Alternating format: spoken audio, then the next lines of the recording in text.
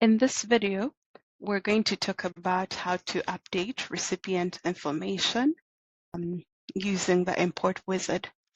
So as you can see, we have two fields that are absent, bio and student profile.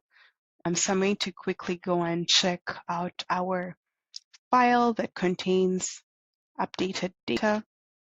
So actually, let's donor data. So recipient data right here. It's a CSV file. It contains the health status, which is great, and the bio.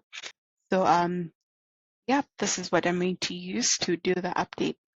So the next piece is to go to the import wizard and then choose recipient as the import type. I will have child sponsorship as my program, and then I will choose my CSV file. So the next piece is doing the import and then mapping the different fields, different columns on my CSV with the fields that are in the system.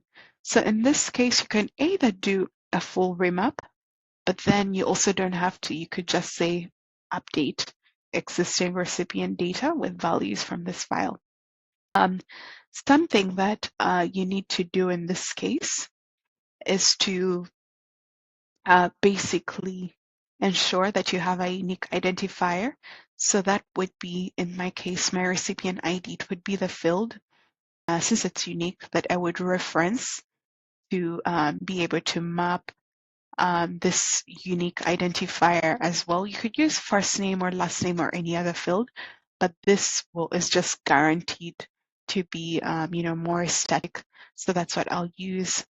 So in my case, I will have recipient ID, and I will map it to recipient ID custom. However, you can also show system fields.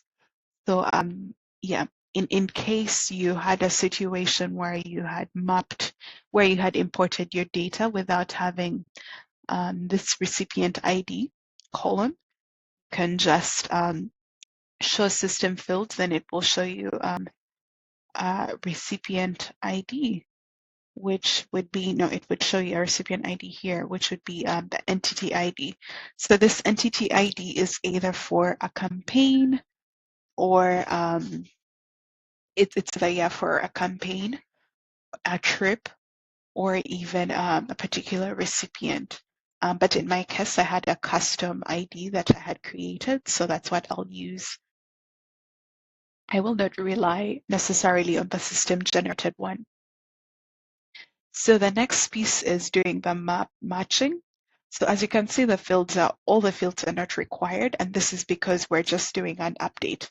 We'll only rely on this two for referencing, but the other one, we shall only map the ones that we need.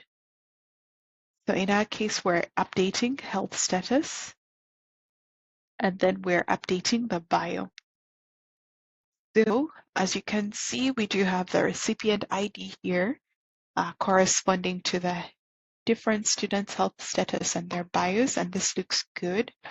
And so the next piece is doing the data validation to ensure that everything looks great, that I don't need to make any changes. And yes, everything looks great. So I'm going to do an import, and that's amazing. My data has been imported. Let's take a look at our recipients to see if the health status and bio have been updated and occurred correctly. So yes, this is correct. My recipient's health status has been updated, as well as the bio, which just looks great. And yeah, that's a good thing. Yeah, I hope this has been helpful. Thank you.